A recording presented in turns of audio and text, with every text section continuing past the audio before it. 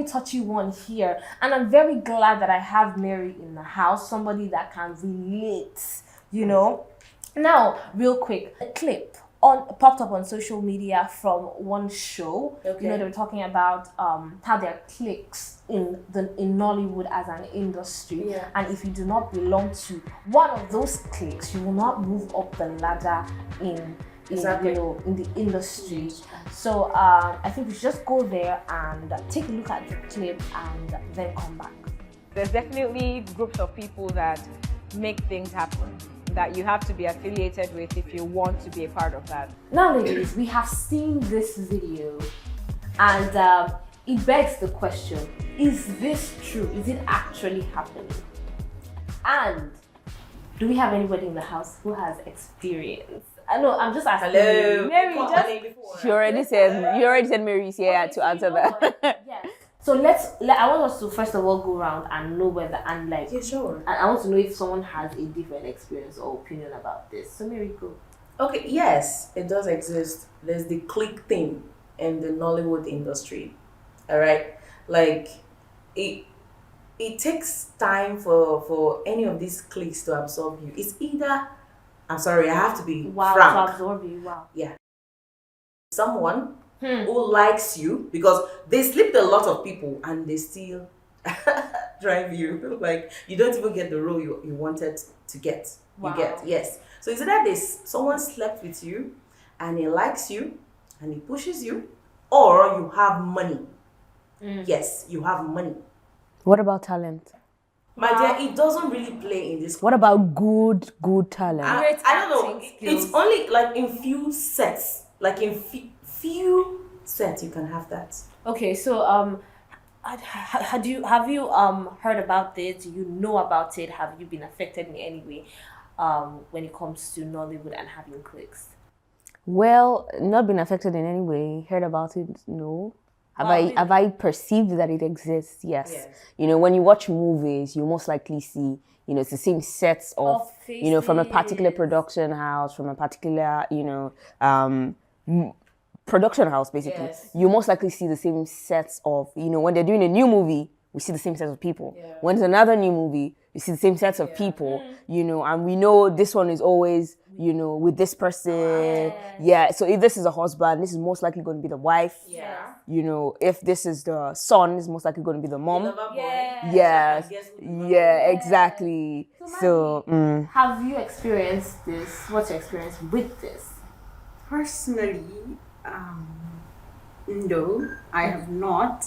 But other cliques and those kind of segregation in certain industries, especially entertainment, yes. I can also speak for hospitality because I'm kind of in hospitality, definitely 100%.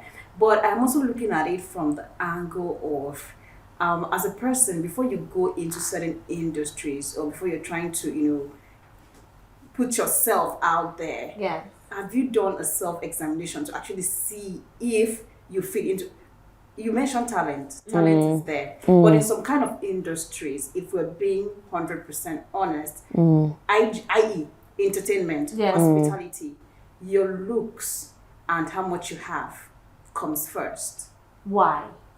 Because that is how it's structured. You either have that face, that height, that, you know, muscle that they want to, you know, they want to associate with, brands want to cast your face, you know, they want to influence you, or you have the tick bank accounts that can sponsor Some of these things. I would also add something to that short list. I would add something to your short list. You cannot probably be 5'2" or 5'1" and you do not have that kind of money, and then you're going to auditions with people like I'm sorry if I can call their name, like people like maybe Sharon Oja, Nancy Isime, for instance. If you are actually not, you know, in their circle, it's actually going to be hard, if you are being honest, for you to be seen, you know, for them to be overlooked, for you to be picked. That's the truth. So now, are there cliques? Definitely.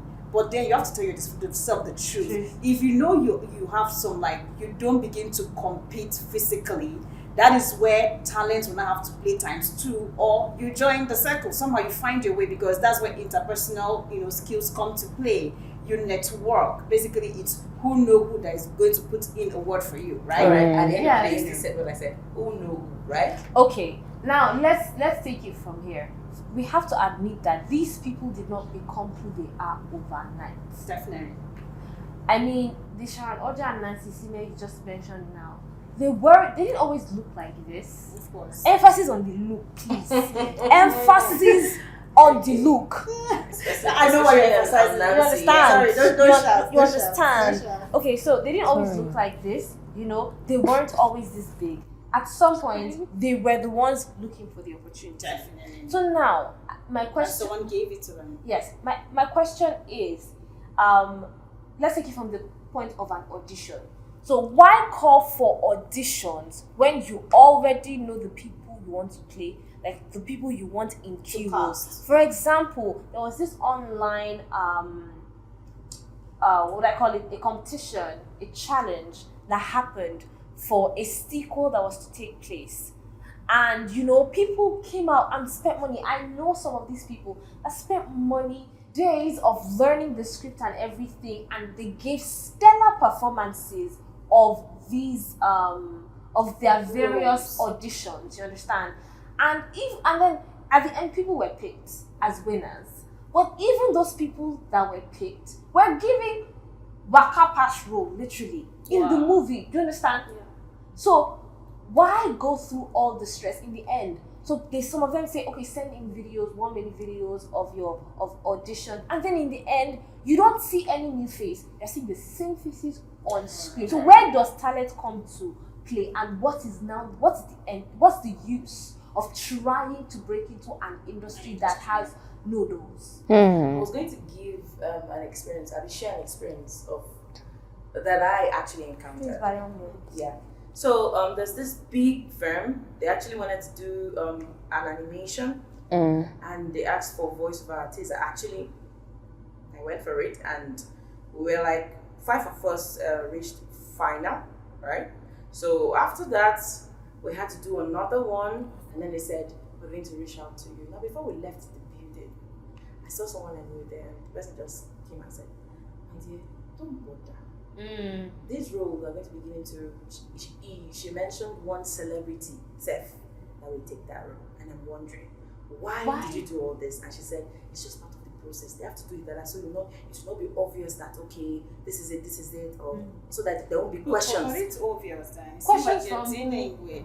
Yeah. Perhaps, maybe the owner of the firm, right? Yeah. Doesn't do such. He believes in talents and all. But the people in charge of these things want to push their people. Yes. Do you know that there's some actors that pay people who are in key roles in these companies? So this is part of the cover-up. They will do all those things, and at the end of the day, they'll report to the owner of the firm. We didn't get anybody, but I know someone I could recommend. That's it. That's the corruption factor. Oh, I see. It actually makes a lot of sense when we all come for an audition, and I mean, you in your mind, you know that, okay, I really did well, and even if I don't make the cuts in the end, like I could be called, I deserve a callback, even if I don't get the role in the end. Or you don't get a callback. In fact, you don't see any. I said none of us from the 5, and we're good. So what's the way? So what is the way forward? Like, what do you think should be done better? Should be put in place? And I want Gabby to talk to us about this. What do you think should be put in place to make Nollywood a fair playing ground for everybody, especially those who are trying to break into the industry? Well, I know how hard it is to sort of try to break into an industry, and I know that it takes a lot of work, and I know that talent is never enough.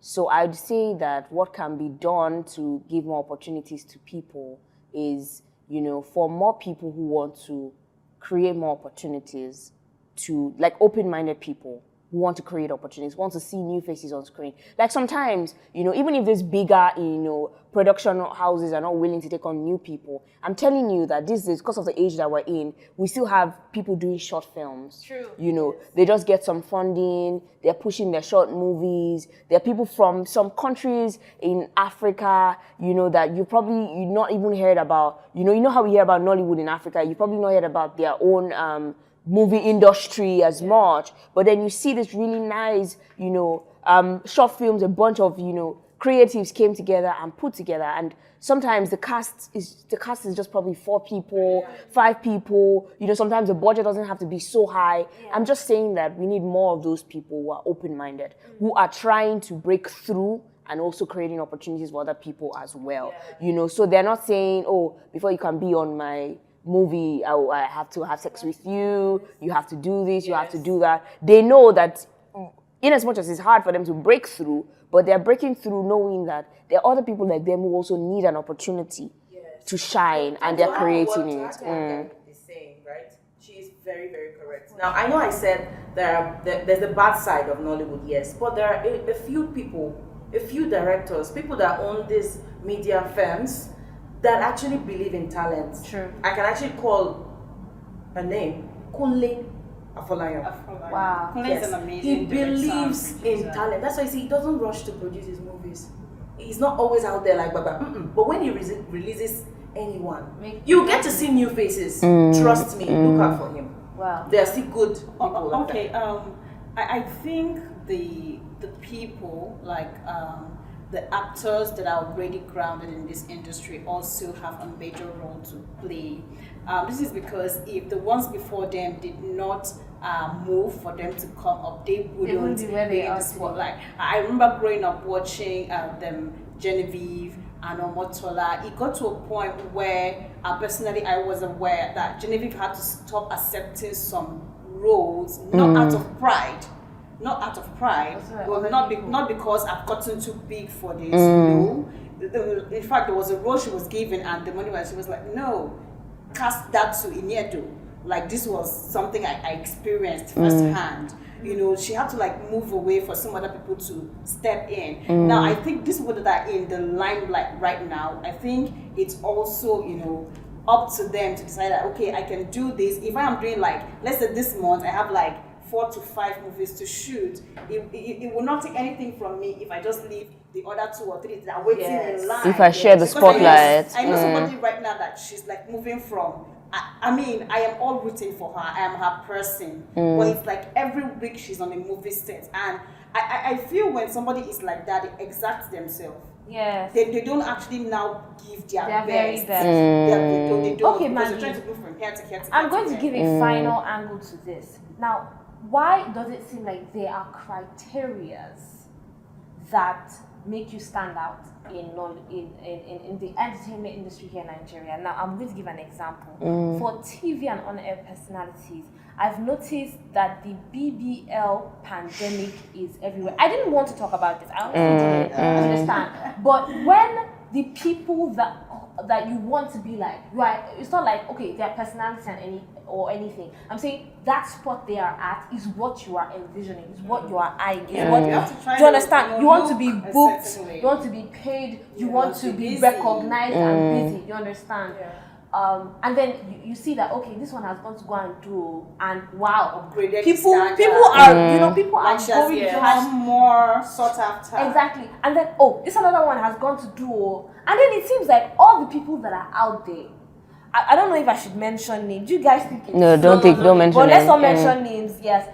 Okay, all the people that you are aspiring to be like have done this thing, and it's as if you don't do it, you will not be successful, even if you are actually very good at your job. Now, guys, let me know, because I mean, now the same boats carry us. I mean, so when it comes to when it comes to TV, right, and being an air personality, I know people who do not have to do that. In fact, they're actually the ones who make way for the ones that are now trying to alter themselves to look a certain way. I mean, there are people like Oprah. She's like the eats. Just the do you get? Well, we're saying Nollywood. Actually, but if we're looking up to, if you're just looking up to just Nollywood, personally, I think that is like limiting. You can't, you tiny, like I'm speaking from a personal perspective now, you can be bigger than every on-air personality that we are seeing right now, even with their bodies all the time. That is why I'm looking at the people that midway, for those of us that say aspiring, oh, you know what, I want to be on TV, I want to host talk shows, people like Oprah, Wendy, and the rest. Moabudu, Auntie was an amazing person. Did you get there's this other lady's name. She used to act movies. Bimbo. I've forgotten her surname. Yeah. You know, Ademoye. she used to have a show on TV. No. Oh, I'm sure she's not dead. No, she's Oh, not. no. Okay, there's another She's TV not. host. I remember watching her growing up. She's late right now. There's And Zena. wow. Agatha Mata. Agatha. Yes, So you yes, see, yes, I remember it's that. Not like, you know, talent still has a role to play. And of course, being consistent, especially when it comes to TV and on air personality. You know, also being a people person. Okay, so I think we're going to just leave it So there. for me though, I think it's I understand what showbiz is all about. So I understand that people who are in front of the screens, who are in front of the cameras, always want to put on a display because you're in a business of getting people's attention and keeping it. So if I see people trying to do body aesthetics, that's what I'm going to call it. It's just to make themselves more visually appealing because they understand that that's what showbiz is. I want to get people's attention and I want to keep it on me. You know, so I guess that's, you know, where the whole trend is starting from, you know, still looking and keeping their attention. Yeah. There are some requirements, so that's why some of them actually did some stuff. Let me give you an example. There was a time, okay, no, first off, they prefer fair people.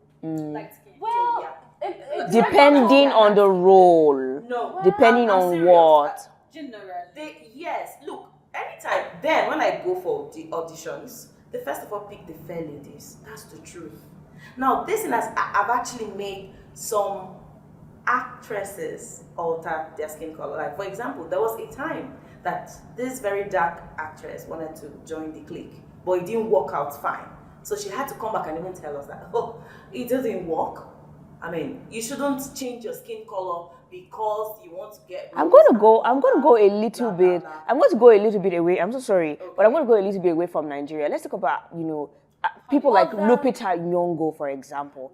That skin color is what is selling her. is selling her. My dear, she's in a sane industry. No. That's not the case right now. That's not the Hollywood case. is in a stage where black is what it's selling. Not Yes, I think black is still. I am talking about Nollywood. I know. But if you're going Hollywood is more professional. They are I'm more sorry to open-minded, say. and I feel They like are more Hollywood, open-minded. and that's the reason I feel like we have better acting most times. It's not like their acting is always 100%. We have better acting and more professionalism with them. And some sloppy things that we see in our movies don't happen there. You know why? Because they are casting based on talent. It's not like there is no corruption, but it's very obvious. You will see. In fact, I feel like they make it as natural as possible. The story is not always happening to a girl that has figure 8. The story is not always happening to a beautiful girl. The story is not always happening to people with perfect bodies, perfect height, perfect teeth. You know, we see movies with characters that are ugly. You understand? But we can relate, you understand? But we cannot relate to a lot of the stories. I'm sorry, in Nollywood is Africa. not there yet. Until we get You there. understand? Okay, I think I completely agree with you guys based off of what I've seen. We've been having a wonderful conversation on here, and I think that lots of people would have a lot to say about this. When we come back, we have a lot more on the table up for discussion. Don't go anywhere.